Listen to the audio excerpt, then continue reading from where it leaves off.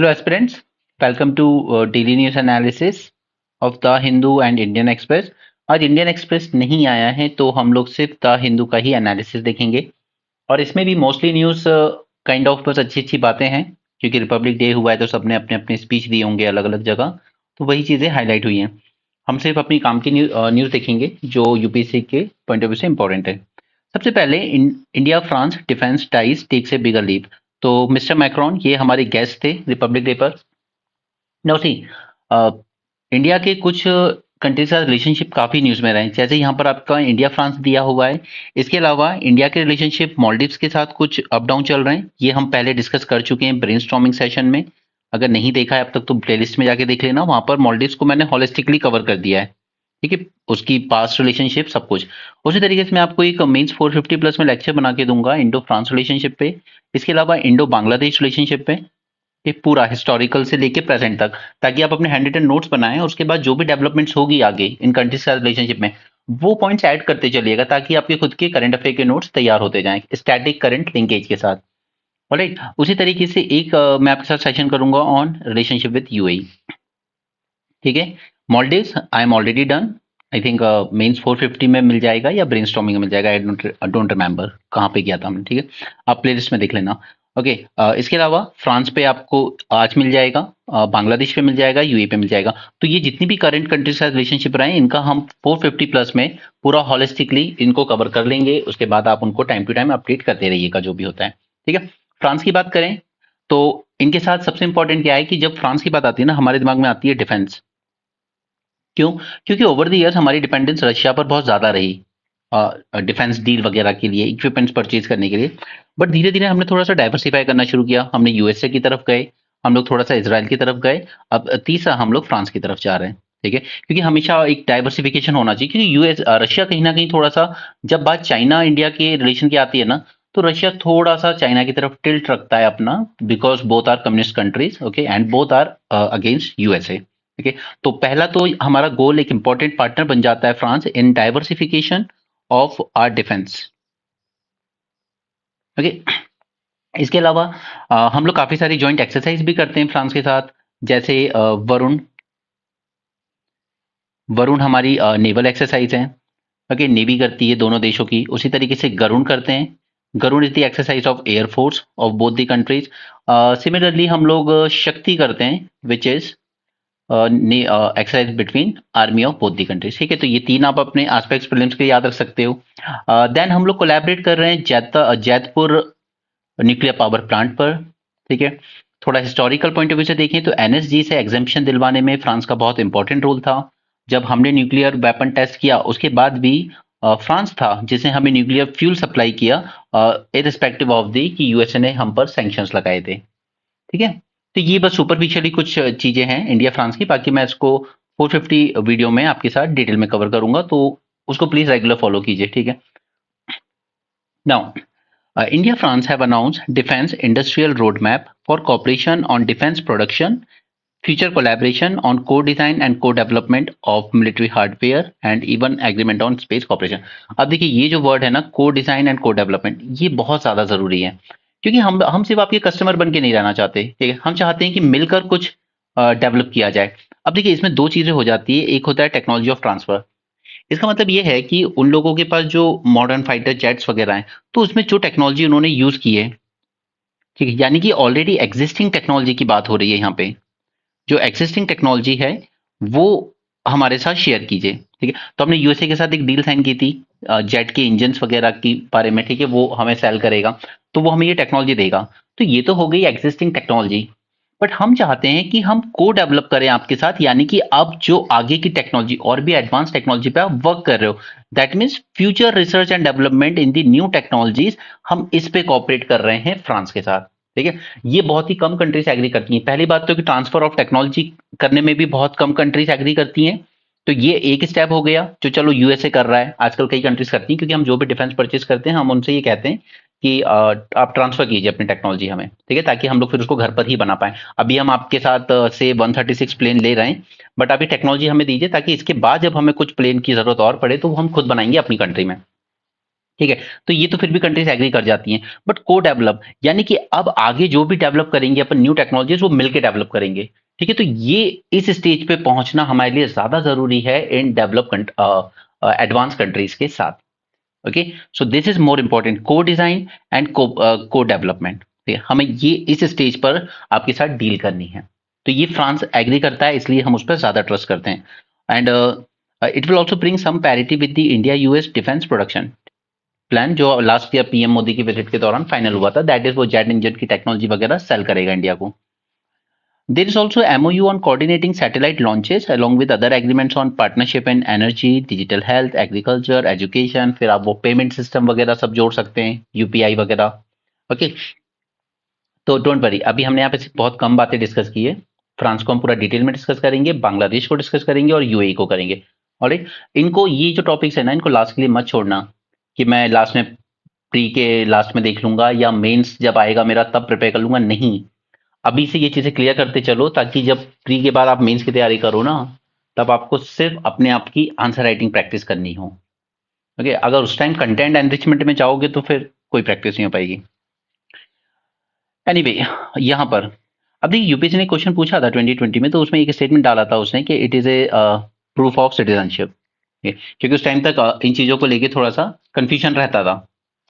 But यहाँ पर इसने क्लियर कर दिया है आधार को लेकर यूनियन गवर्नमेंट ने कि it is not a proof of citizenship. Okay, और ना ही ये डेट ऑफ बर्थ का प्रूफ है। जरूरी नहीं है कि आपके आधार पर जो डेट ऑफ बर्थ लिखी है वही सही मानी जाए, क्योंकि इसका ना इलेक्शन कमीशन ऑफ इंडिया बहुत ज्यादा यूज कर रहा था कि आपके आधार पर जो डेट लिखी है उस हिसाब से वो आपको एनरोल कर लेता था। तो अब यहाँ पर आप जब आधार कार्ड बनवाएंगे तो वहां पर क्लियर डिस्क्लेमर लिख के दिया जाएगा that this is a proof of identity, not of citizenship और डेट ऑफ बर्थ। ठीक है, ये सिर्फ आपकी आइडेंटिटी बता रहा है, सिटीजनशिप या डेट ऑफ बर्थ नहीं बताएगा। Aadhaar card has never never been proof of citizenship as foreign nationals are also eligible to obtain one if they have been living in India for 180 days।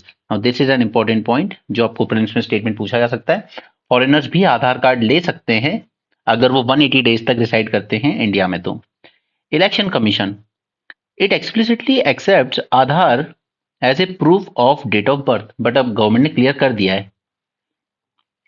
Last year EPFO ने delete कर दिया था Aadhaar from its list of documents acceptable as a proof of date of birth. 12 digit का होता है, सबको पता ही है। It is a proof of uniqueness and residence. Residence का प्रूफ हो सकता है कि आप भारत में रहते हो, आपके पास आधार कार्ड है, बट वो रेसिडेंस है, सिर्फ सिटीजनशिप नहीं है। ये यहाँ पर मिले हैं हमें golden tiger Kaziranga national park में। काजीरंगा नेशनल पार्क है आपका असम में। ओके, इसके बाद ये पहले सिमलीपाल टाइगर रिजर्व में भी देखा गया, जो कि उड़ीसा में आता है। ये सब टाइगर रिजर्व और किस रिवर के अक्रॉस वगैरह है, ये सब मैं आपको प्रीलिम्स में कराऊंगा रिवीजन सीरीज में, so don't worry about that। This tiger looks like golden because it has mutation or a genetic variant। Tigers have three color, black, orange, white। In this tiger, black color is missing या slightly fade हो गया है, and even the orange color has faded। तो ये सब हम prelims में देखेंगे अलग से।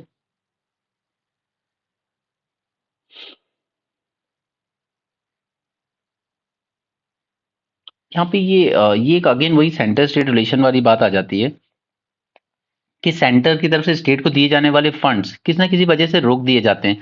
जैसे अभी एमएसपी पर प्रोक्योरमेंट को लेकर जो पैसा देना था सेंटर को, वेस्ट बंगाल गवर्नमेंट को, वो उन्होंने रोक दिया। और रीजन क्या दिया है कि आपकी जो राशन शॉप है उस पे आप जो राशन डिस्ट्रीब्यूट कर रहे हैं ना, उसमें आपने पीएम मोदी की फोटो नहीं लगाई है। ओके, इस बेसिस पर उन्होंने जो फंड देना था प्रोक्योरमेंट के लिए, ये फंड नहीं दिया है सेंटर ने। ओके, और इसी तरह का नहीं, काफी चीजें हैं, जैसे मनरेगा में काफी घोटाले देखे गए थे यहाँ पर कि फर्जी पेमेंट हुए हैं, तो इसको लेकर भी सेंटर ने रिस्ट्रिक्शन लगा दी कि बिल्कुल फंड रिलीज मत कीजिए, कुछ मिसमैनेजमेंट हुआ है फंड का। यहाँ देखिए कितना फंड सेंटर की तरफ से रुका हुआ है, 9,000 करोड़ अंडर प्रधानमंत्री आवास योजना। और ये सच भी है, क्योंकि कुछ एक रिपोर्ट आई थी सीएजी की जिसने कहा था कि अच्छे अच्छे रिच लोगों ने, ठीक है, जो ममता बनर्जी की टीएमसी से जुड़े हुए हैं, ऐसे लोगों ने, उनके रिश्तेदारों ने 3-3 मंजिला घर सैंक्शन करवा लिए हैं under Pradhan Mantri Awas Yojana. Then almost 7,000 crore under मनरेगा रुके हुए हैं, क्योंकि मनरेगा में काफी फर्जी कार्ड और इस तरह की रिपोर्ट सामने आई। उसी तरीके से नेशनल हेल्थ मिशन हो या प्रधानमंत्री ग्राम सड़क योजना हो, स्वच्छ भारत मिशन हो, मिड डे मील स्कीम हो, इन सब के अंदर काफ़ी सारा पैसा सेंटर ने रोक रखा है वेस्ट बंगाल का। ओके, तो वो सब सेंटर स्टेट रिलेशन में जो ट्रबल्स आ रहे हैं उसके बाद बिल्किस बानो का केस हम ऑलरेडी पूरी तरीके से समझ चुके हैं। हमारे लिए इंपॉर्टेंट था अलग अलग स्टेट की रेमिशन पॉलिसीज। ठीक है, मैं इस केस को दोबारा डिस्कस नहीं करूंगा, वैसे वो केस आपके लिए इंपॉर्टेंट नहीं है। आपके लिए इंपॉर्टेंट था रेमिशन पॉलिसी, जो हम ऑलरेडी बेंच 450 प्लस में डिस्कस कर चुके हैं डिटेल में। ओके, सभी स्टेट्स की डिस्कस कर चुके हैं, हर स्टेट अपनी रेमिशन पॉलिसी अलग अलग बना सकता है। Russia, Ukraine and NATO. अब यहाँ पर एक प्लेन था जो यूक्रेन के कुछ सोल्जर्स को ले जा रहा था as a prisoner of war. Almost 65 Ukrainian soldiers थे उसमें। तो यहाँ पर रशिया कह रहा है कि कीव यानी कि यूक्रेन ने उस पर मिसाइल लॉन्च किया और उसने गिरा दिया और उसमें उसके खुद के सोल्जर्स भी मारे गए। ओके, क्योंकि यहाँ पर यूक्रेन बार बार शेलिंग वगैरह कर रहा था, उस वजह से ये प्लेन हिट हुआ। Now, Ukraine top general said the counter-offensive, which began in June 2023, aimed at recapturing Russia-held territories in south and east, has failed. अब यहाँ पे यूक्रेन खुद ये बात मान रहा है कि एक टाइम था जब पहले तो यूक्रेन के इधर के जो रीजन थे वो रशिया ने कैप्चर कर लिए थे। फिर यूक्रेन ने अपना ऑफेंसिव शुरू करा। मदद मिली पूरी वेस्ट से, मिसाइल्स मिली, ड्रोन्स मिली, ठीक है, आर्टिलरीज मिली, और उसने रशिया को पुश करना शुरू किया। फिर रशिया वापस से पीछे की तरफ पुश होने लगा।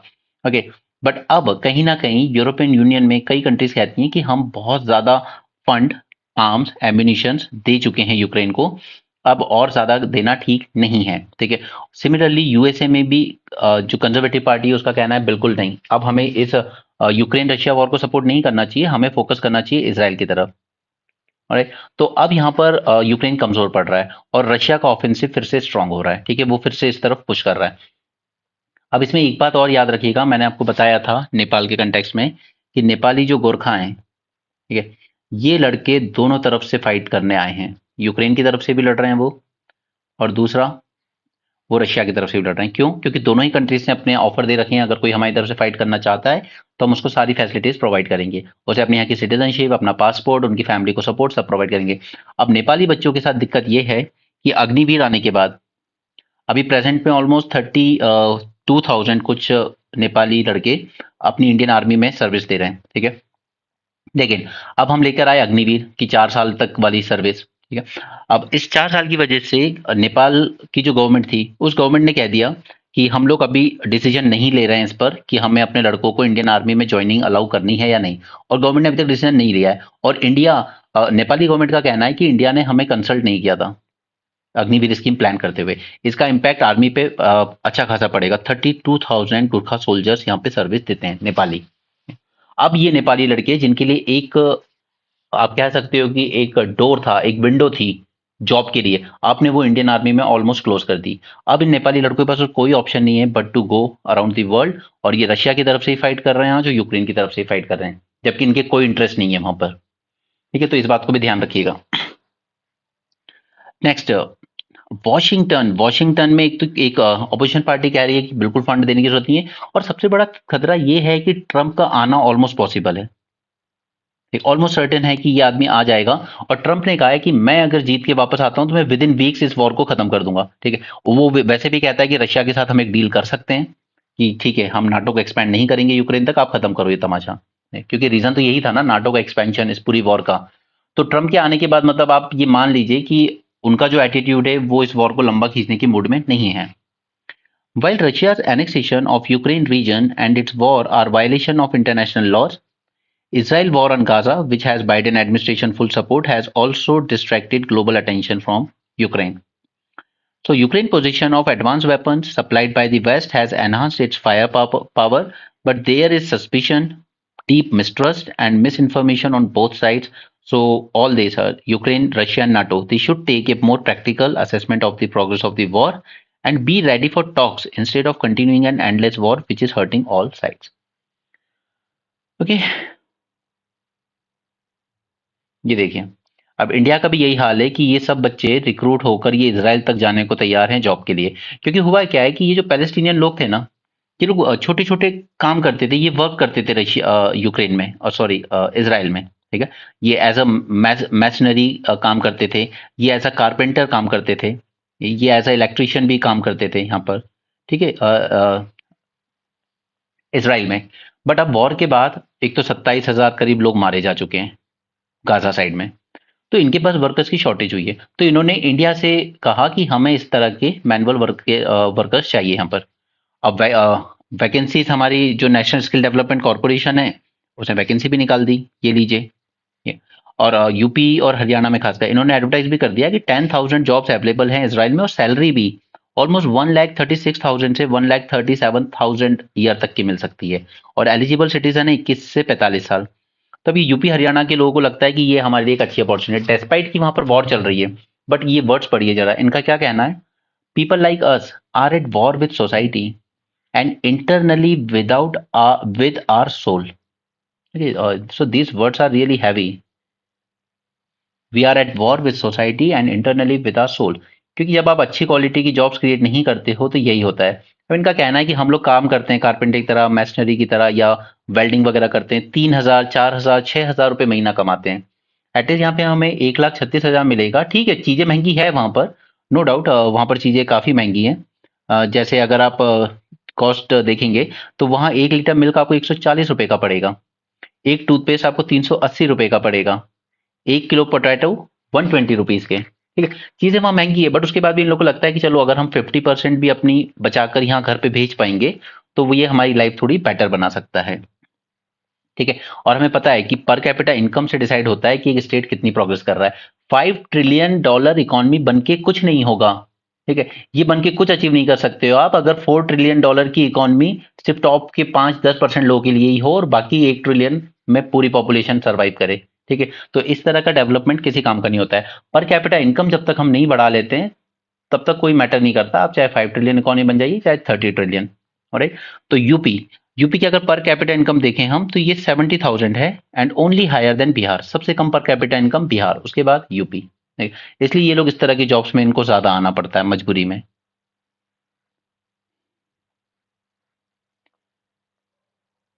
ये सब ये बुक वगैरह का फेस्टिवल चल रहा है, बाकी रिपब्लिक डे के बोल बच्चन हैं, तो I am not getting into that. अब देखिए यहाँ पर नागालैंड के चीफ मिनिस्टर का भी यही कहना है, इनका भी यही कहना है कि आप ये जो फेंसिंग कर रहे हो इंडिया म्यांमार बॉर्डर की, पहले डिस्कशन कर लीजिए सबसे। ठीक है, और इस सेंट्रल गवर्नमेंट की जो इस वक्त है इसकी यही प्रॉब्लम है कि ये पहले काम कर लेती है, उसके बाद फिर प्रोटेस्ट होते हैं, डिस्कशन तब करती है। ठीक है, चाहे वो हमने फार्मर्स के बिल के टाइम देखा हो, आपने लागू कर दिया, फिर बाद में वो करना पड़ा कि चलिए नेगोशिएट करते हैं प्रोटेस्ट की वजह से। ठीक है, उसी तरीके से अभी आपने जब मोटर व्हीकल एक्ट पास किया तब ट्रक ड्राइवर्स ने प्रोटेस्ट किया, फिर आपने कहा चलिए बैठ के डिस्कशन करते हैं। उसी तरीके से अब आप इंडिया म्यांमार बॉर्डर सील करने की बात कर रहे हो, जबकि जानते हुए कि नागालैंड एंड मिजोरम इन दोनों के सीरियस कंसर्न है वहां पर, क्योंकि इनके एथनिक टाइज हैं उस तरफ, कोई अपने रिश्तेदारों को वहां मरने के लिए नहीं छोड़ेगा म्यांमार में। ओके, तो एटलीस्ट आप डिस्कशन तो कर लीजिए पहले कि हम इस बॉर्डर को सील करना चाहते हैं या कुछ रेगुलेट करना चाहते हैं, तो उस पर बात की जा सकती है। तो यही नागालैंड के चीफ मिनिस्टर मिस्टर रियो, उनका यही कहना है कि decision of the centre to fence India Myanmar border needs thorough discussion before being implemented.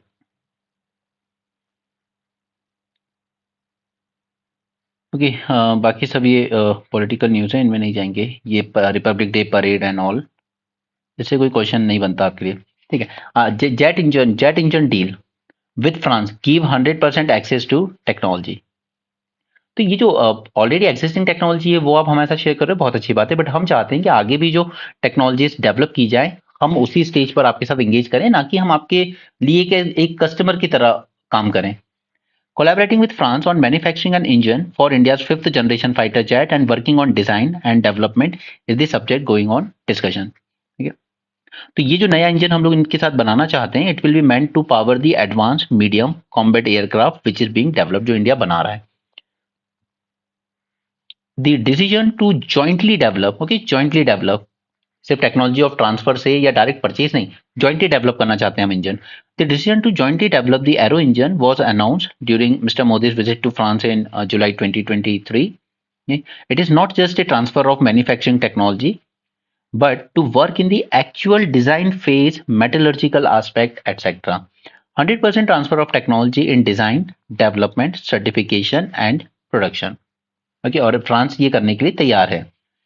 Meanwhile the deal with General Electric, USA वाली deal, is for manufacturing licence of already operational F414 engine. ठीक है, यहां पर already जो engine use कर रहा है USA, उसी की मैन्युफैक्चरिंग हम लोग कर पाएंगे, उसके लिए वो टेक्नोलॉजी हमें दे देगा।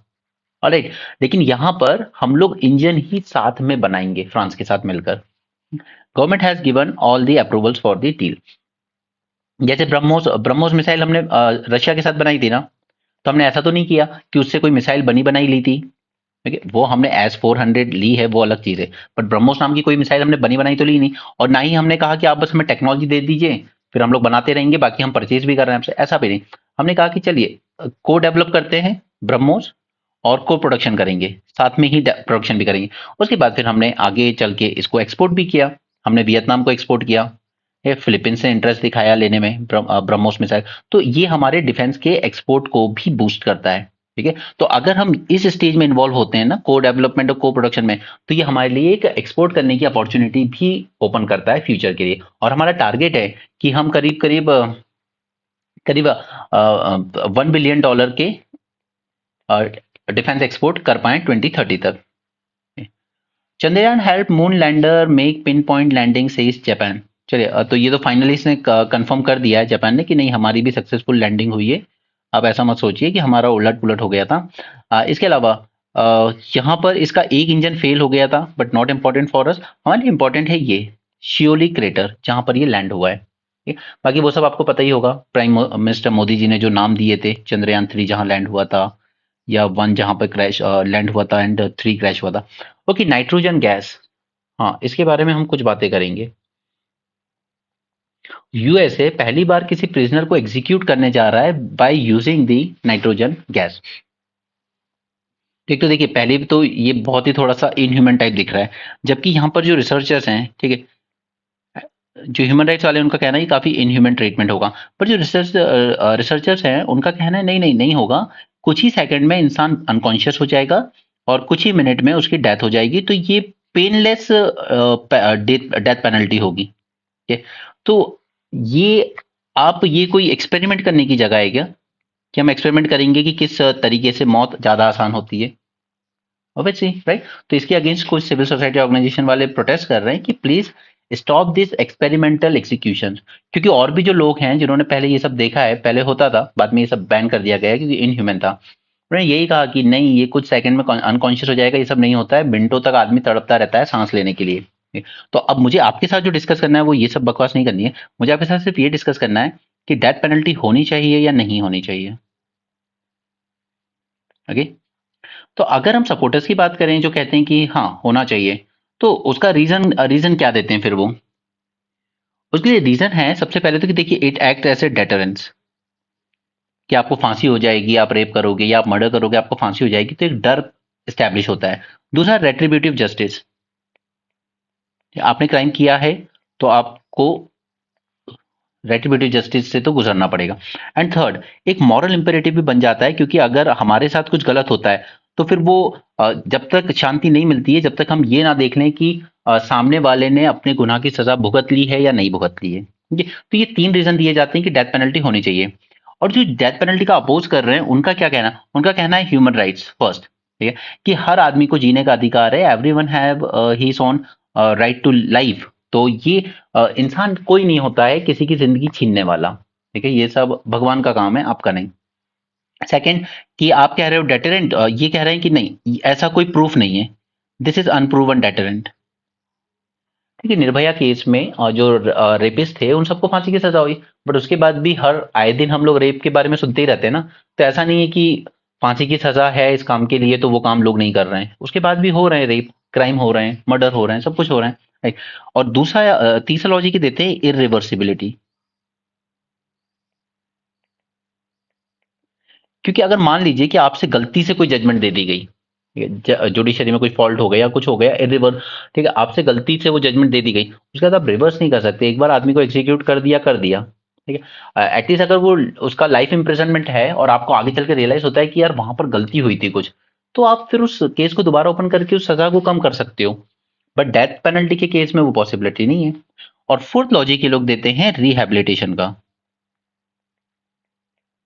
ठीक है, कि उसको रिफॉर्म करने पे ध्यान दीजिए, ना कि उसको एग्जीक्यूट करने पे। तो ये 4 पॉइंट मैंने आपको बताया डेथ पेनल्टी के अगेंस्ट, 3 पॉइंट है हमारे डेथ पेनल्टी के फेवर में।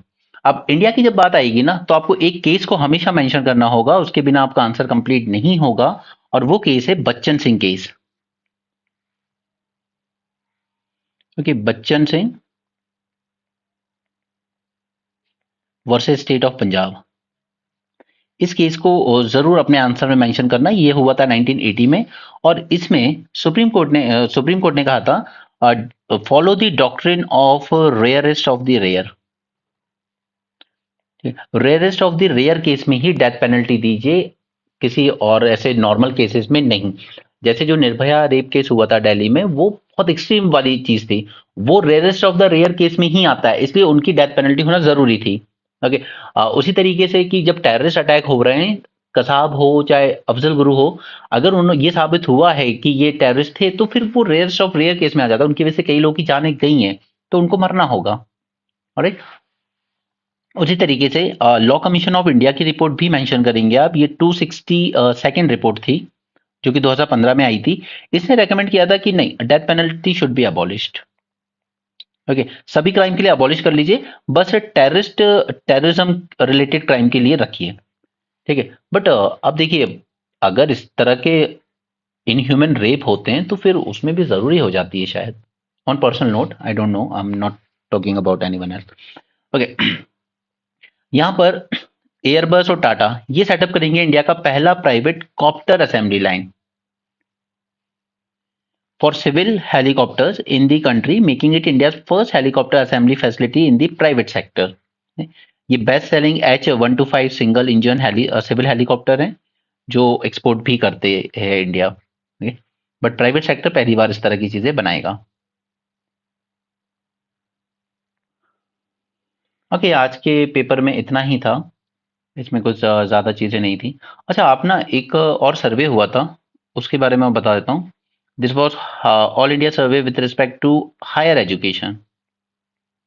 ठीक है, हायर एजुकेशन की बात है, तो इसमें रिलेटेड बस कुछ डेटा याद रख लीजिएगा। जैसे ग्रॉस एनरोलमेंट रेशियो, यानी कि 18 से 23 साल में, ग्रॉस एनरोलमेंट रेशियो की जब बात करते हैं, तो 18 से 23 साल के बीच कितने बच्चे इस वक्त कॉलेज में हैं या एजुकेशन ले रहे हैं। ठीक है, तो इसमें मेल मेल हैं आपके 28.4% और फीमेल है 28.5%। ठीक है, तो एक तो ये बात याद रखने वाली है कि फीमेल का एनरोलमेंट रेशियो हायर एजुकेशन में ज्यादा आया है as compare to male. Okay, और इवन अगर फैकल्टीज भी देखें हम, जो फैकल्टीज होती हैं, तो मेल और फीमेल का अगर इसमें हम रेशियो देखेंगे ना, तो देयर आर 77 फीमेल फैकल्टीज पर 100 मेल। ओके, तो ये भी काफी इम्प्रेसिव है कि अगर 100 फैकल्टी है, तो उसमें से हर 100 पर 77 विमेन भी होंगी। ठीक है, टोटल 177 है, तो 100 मेल होंगे तो 77 फीमेल भी होंगी। और तो बस ये थोड़ा सा ये डेटा था, जो कभी इंट्रोडक्शन में काम आएगा, तो वो याद रखिएगा। Okay, that's it for this session, thanks for joining. And before before signing off, कल मैंने आपके साथ कुछ चीजें डिस्कस की थी। मैंने आपके साथ पोस्ट ऑफिस एक्ट डिस्कस कर दिया है, मीन्स 450 प्लस में, आप उसको देख लीजिएगा। और इसके अलावा मैंने आपके साथ बायोडाइवर्सिटी एक्ट में जो अमेंडमेंट्स हुए हैं, और साथ में ही बायोडाइवर्सिटी एक्ट जो ओरिजिनल एक्ट है 2002 का, उसको भी डिस्कस कर दिया है। ठीक है, तो ये दोनों चीज वहां हो गई है। और रही बात 3 कंट्रीज के रिलेशनशिप की, तो यूएई, बांग्लादेश और फ्रांस, ये तीनों मैं आपके साथ कवर कर दूंगा जल्द ही। और मॉलडीव्स का मैं ऑलरेडी कवर कर चुका हूं। तो आई होप, एक्सपेक्ट करता हूं कि आप अपने हैंड रिटन नोट्स बना के चल रहे होंगे, ताकि आपकी प्रिपरेशन बहुत अच्छी और ईजी हो सके। So that's it for this session, thanks for joining, have a great day and keep learning.